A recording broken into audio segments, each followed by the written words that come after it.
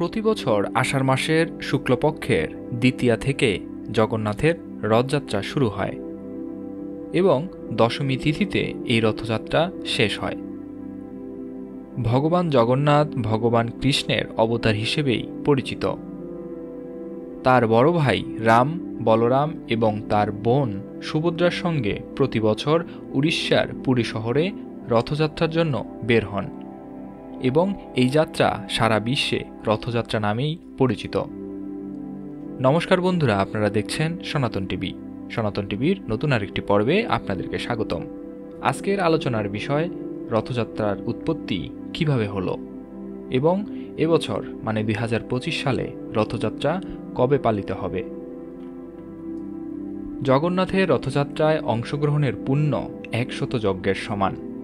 শ্রীকৃষ্ণ, বলরাম ও সুভদ্রার রথ নির্মাণের মধ্য দিয়ে অক্ষয় তৃতীয়ার দিন থেকেই রথযাত্রার প্রস্তুতি মূলত শুরু হয়ে থাকে। এখানে পুরীতে ভগবান জগন্নাথের একটি 800 বছরের পুরনো মন্দির রয়েছে এবং এখানে ভগবান শ্রীকৃষ্ণ জগন্নাথ রূপে বিরাজ করেন বলেই ধারণা করেন সনাতনীরা।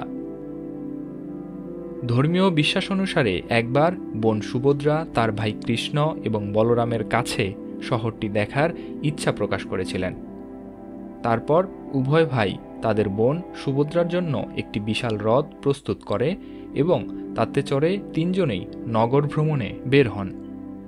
পথে তিনজনেই গুন্ডিচায় তাদের মাসির বাড়িতে গিয়েছিলেন এবং এখানে 7 দিন অবস্থান করেছিলেন এবং তারপর শহর ভ্রমণ শেষ করে পুরীতে ফিরে আসেন। সেই ঘটনার পর থেকেই প্রতি বছর 3 ভাই বোন তাদের রথে শহর ভ্রমণে যান এবং তাদের মাসি বাড়িতে গুচিন্ডা মন্দিরে যান। এর মধ্যে বলরামের রথ সামনে, বোন সুভদ্রার রথ মাঝখানে এবং জগন্নাথের রথ থাকে পিছনে। 2025 সালের রথযাত্রা অনুষ্ঠিত হবে রোজ শুক্রবার। এটি ঘটবে ইংরেজি বছর জুনের 27 তারিখ।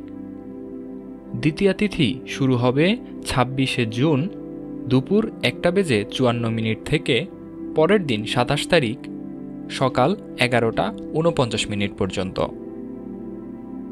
সনাতনীদের একটি বিশাল উৎসবের নাম এই রথযাত্রা।